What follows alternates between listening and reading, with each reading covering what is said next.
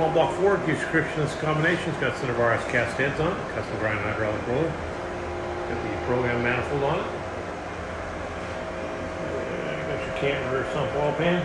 It's for a truck. Go over there and make a run, see what she does. Stay tuned.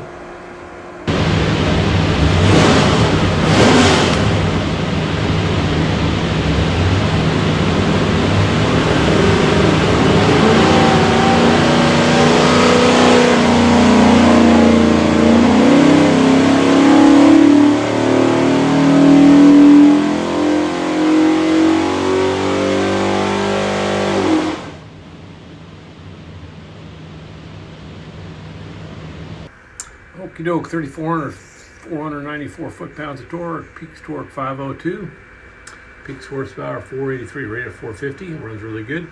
That's the EFI and the new cylinder head.